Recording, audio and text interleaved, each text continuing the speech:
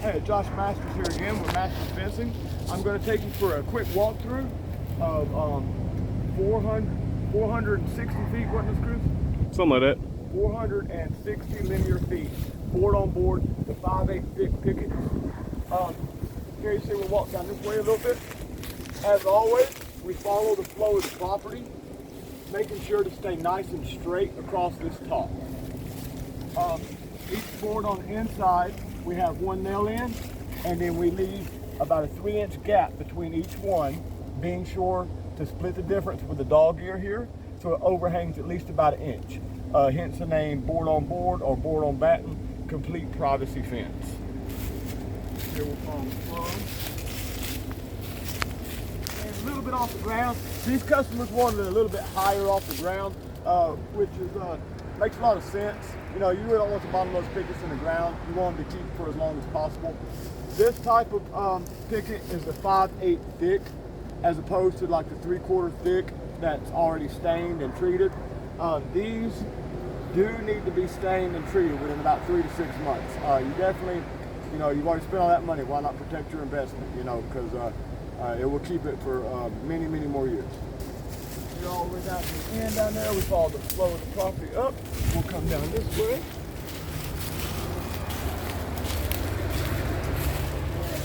Down that way as well. Nice and straight all the way through. And here's the double drive. They've got a double drive to be able to access here. Got two nice little sturdy handles on it here. This one is the stationary gate. This is the stationary. If you need to access, up like that, and out she pops.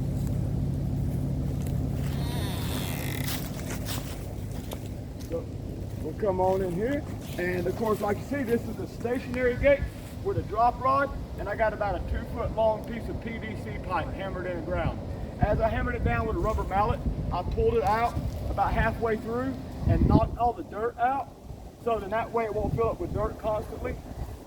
And if it does, you know, it's real. So I always give these a good slam.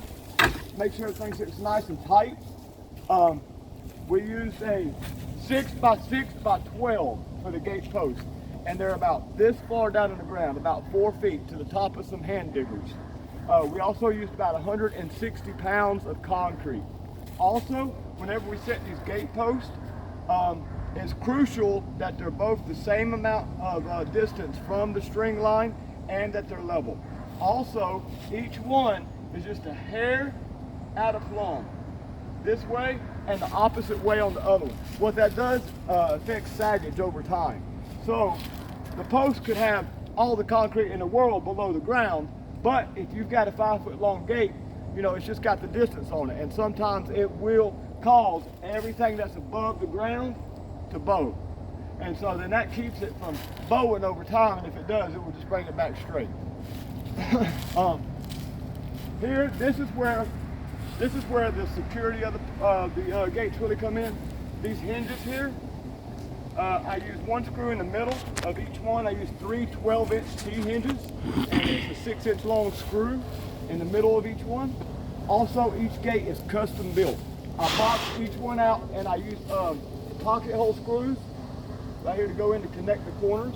I also make sure each of the adjacent post is facing down towards the post, so the fulcrum point will be back at the post. Also, I'll put 2 4-inch screws inside each connection. Make sure this corner and this corner fits snug. And in the middle, of course, and back at the bottom, let's see, drop rods. And so, of course, this one, as I said, is a stationary gate. So this was the one that would, you know, stay shut at all times unless needed. So this one, I also put a drop rod in, but it's not necessary to always have this one in the ground. But because we're going to probably rarely use this gate for security purpose, you know, I do have another drop rod right there. But if you need the distance, boom, pop it up just like that. And then right here, got the little thumb latch, bring it down, just like that. She'll lock up, just like that. There we go.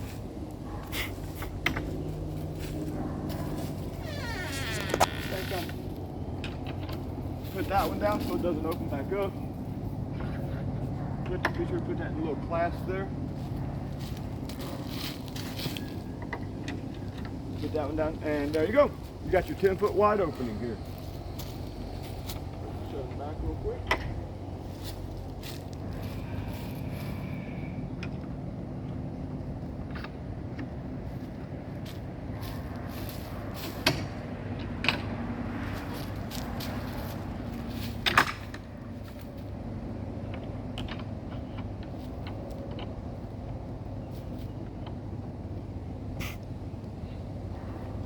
Yep.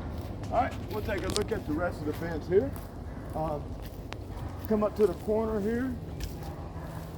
The property, as you see, has an incline coming up, so that's instituted into the fence there in the top.